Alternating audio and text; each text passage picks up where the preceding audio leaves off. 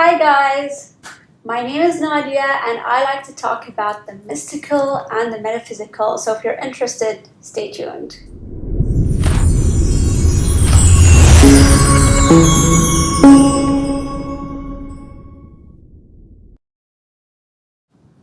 So today I want to talk about the levels of consciousness, but in order to understand this, I'm going to first discuss the iceberg principle, which has been developed by no other than Sigmund Freud. So the iceberg principle basically had three different levels to it. It had the conscious, the subconscious, and the unconscious. I have my little guest here again. He wants to say hello. Look at the camera, Coco. It's over here. Look at the camera. Yeah, you go. Okay, I need to work now. People want to listen to me. The love I receive from this dog is unbelievable. Anyway, back to the subject. So on the conscious level, we have these thoughts that we are aware of. It's all the thoughts that are on the surface that I'm aware of. So if I say, for example, I love Coco, that's something that I'm consciously aware of. The conscious level is also about my perception. So if I have a perception, for example, about the way I'm supposed to live, or the way I'm supposed to sit, or the way I'm supposed to dress, or the way I'm supposed to present this for you guys, that's on a conscious level. It's really just the service level, and that's why it's at the tip of the iceberg. The subconscious level has to do with memories and deep thoughts that we can actually bring to the surface, bring to the conscious level if we really wanted to try. So ways to do that is, for example, through hypnotherapy and through different methods of meditation that really can help with bringing those things up to the surface. So something that Sigmund Freud uses a lot from the subconscious are things, stored memories from your childhood. So usually when he sits with clients, like he worked with this one lady who had the fear of drinking, and then he realized that when she was a child, she had a dog that drank from her cup, and ever since then she developed the fear of drinking. So why is it considered to be something of the subconscious? Because it's there and it is creating the fear that she has today, but it's not something that's on the surface that she's aware of, where she can be like, hey, I have a fear of drinking because a dog drank from my cup when I was a kid. She doesn't realize, but he brings it up to the surface for her to come to that awareness and put it in a conscious level. The unconscious mind, however, are deep urges that we cannot become aware of. It could be like immoral urges, something that's just like super messed up, violent urges. He has some other things there, like he says, for example, traumatic experiences, but I believe that traumatic experiences can be brought up to the surface. So I don't know if I 100% agree with that one, but it's arguable. So now that we understand that, I think it will make it much more easier to understand the different levels of consciousness. So the different level of consciousness even has colors. So it's based to the seven main chakras and their colors. So the first chakra has the color red, and these specific levels of this is one level of consciousness, but they also have the color red. So the lowest level of consciousness, there's 4 different areas and they come in different levels, but they're the lowest level of consciousness, and these are shame, guilt, apathy, and grief. And the emotions that are usually attached with it are humiliation, despair, shame, and regret. The next 3 are associated with the color orange. They're also lower levels of consciousness. And the 3 here are fear, desire, and anger. So with these 3, I'm going to talk about them a bit separately, because you don't have to have them all. You just need to have one of them, and understanding one of them and trying to heal from one of them allows you to enter a higher level of consciousness.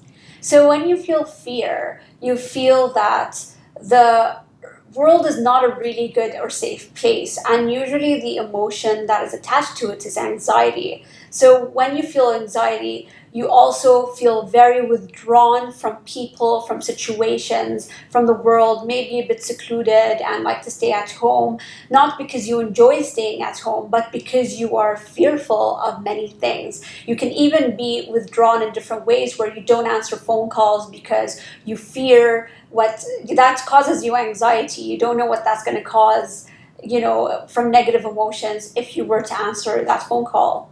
The next one is desire. So when you feel desire, you feel enslaved towards, desiring things. And desire doesn't have to be a sexual desire. It can be like an addiction of shopping, to desire all those different things. And you feel enslaved towards that process of just keep on buying things. Or it could be many different things. The desire can be a desire towards drugs or alcohol. It could be towards shopping. It could be sexual desires. It can be a desire to do negative things like hurt people's emotions. And you feel enslaved towards that because you feel like you can't get out of that. And desire is a very difficult one to combat, but it takes a lot of willpower. So when you are in the level of anger, you feel like the world is an antagonizing case. So it's not like a feeling, it's more like your view of the world. And the emotion that's attached with that is hate. You feel a lot of hate. And the process that you go through that's associated with that is aggression. You just feel a lot of aggression towards the world, towards people, towards situations. And when you come to the awareness of this and you work on combating this issue you have, which usually has to do with a lot of healing, then you are able to go to a higher vibration. The next one is when you can reach a breakthrough. When you reach this level, it is the breaking point between pride and courage. So usually with pride, you feel like the world is very demanding of you, you feel very scornful, and you go through a process of inflation. You feel very inflated. And when you go through courage, you feel like, my worldview, this is a feasible place.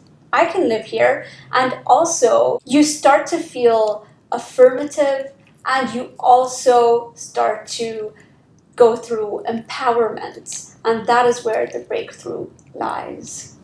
These next three are associated with the heart chakra. And the heart chakra is green. So it's associated with the color green. It emits the color green. And the three that are here are neutrality, acceptance, and willingness. So I'm going to talk about the three of them separately for you to get a better understanding. Because if you can get to the heart chakra or the upper area of the solar plexus, then we've gotten somewhere. So with the level of consciousness neutrality, you start to feel more trusting of people and of the world and of situations. You also start to feel more satisfied with everything around you. When you are able to reach this level, you feel like you're able to release and let go. So when you reach the point of willingness, you feel more hopeful of the world. The emotion that is attached to you is you feel more optimistic of everything around you. And it's such a beautiful feeling. So the next level of green, which is the highest level of green, is feeling acceptance. So the emotion that's attached with this is feeling harmonious. It's such an amazing feeling, guys. Like, I cannot stress this enough. And when you are feeling harmonious, also able to feel forgiveness. So the feeling is not harmonious. Your view of the world is harmonious. But what you feel, because your view of the world is harmonious, you feel forgiveness. So the next two are associated with the throat chakra and the color blue, and they are reason and love. So when you reach the level of reason, you start to feel that the world is more meaningful, and the emotion that's attached with it is understanding. And with love, you start to see the world as a more benign place. And the emotion that's attached with that is reverence. And then you start to go through the process of a revelation. That I'm going to talk about are associated with the third eye, it's basically peace and joy. So when you feel that you've reached the level of consciousness of peace and joy, you will feel bliss and you will feel serenity. You'll view the world as perfect and complete, and you will go through the process of transfiguration and illumination. Last and not least is associated with the crown chakra. So this is enlightenment. It is the highest level of consciousness that you can reach. And your worldview is that the world just is. There's nothing more to it. It just is. And the emotion that's attached to it is you feel ineffable. I don't know what that means, but that's how you feel. And I probably don't know what it means because I've never reached that level. And you go through the process of illumination. Guys, I know that's a lot to take in, but trust me, like, it's such an amazing process that you can go through. And as you go through it and you become more conscious and aware, you will be able to see the difference of every level that you're going through. So I hope this video was interesting to you. If you like my content, comment, subscribe, let me know what you want me to talk about. And I'll also put my Instagram in the comment box below. Is that what it's called? I think so. And you'll be able to add me on Instagram to see more videos there. I put a lot of content on my Instagram. I also put about a magazine I write for like once a month, so you'll be able to read my column for the magazine. And hope to see you soon.